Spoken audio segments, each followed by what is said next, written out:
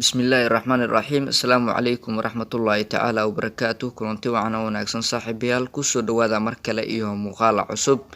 Kani waa xilli ciyaareedkii toddobaad oo xiriir ah taas oo aan kooxda Barcelona looga adkaanin garoonka caanka ah ee Nou Camp Stadium tartanka horyaalada Yurub ee UEFA Champions League.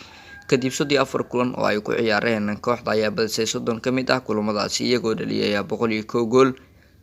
Lionel Messi ayaa wajahay 41 kooxood oo kala duwan tartamada Yurub isagoo ku fashilmay inuu goolal ka dhaliyo kooxaha kale ah Atletico de Madrid, Benfica, Dortmund, Inter Milan, Robin Kasan iyo Udinese. Dortmund caawa ma ka dhalin doona, sidoo kale Inter Milan fursad ayuu haystaa inuu gool ka dhaliyo oo kulan ayaa u dhiman. Messi ayaa ciyaari doona kulankiisii 700aad oo rasmi ah. Ciyaarta caawa aan la ciyaari doono Dortmund. Kabtanka kooxda ayaa u baahnaan doona wixii inta ka dambeeyo 68 kulan si uu ugu saramaro Xavi isla markaana uu noqdo shakhsiga ugu safashada badan taariikhda kooxda Blaugrana.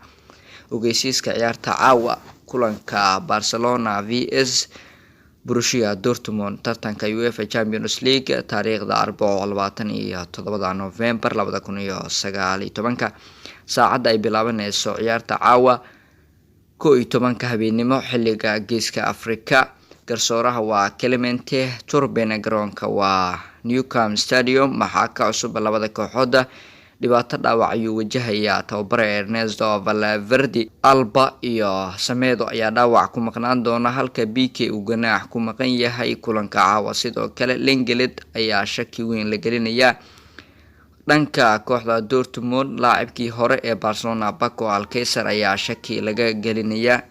Liiska ay Barcelona kulanka caawa u soo xusteen goolhaye Ter Stegen, Ivan Rakitic, Sergio Busquets, Todibo, Arturo Melo, Luis Suarez, Lionel Messi, Ousmane Dembele, goolhaye Neto, Clemente Lenglet, Moussa Wogo, Antonio Griezmann, Sergio Roberto, Frankie de Jong, Arturo Vidal, Samuel Umtiti Junior iyo Ansu Fati.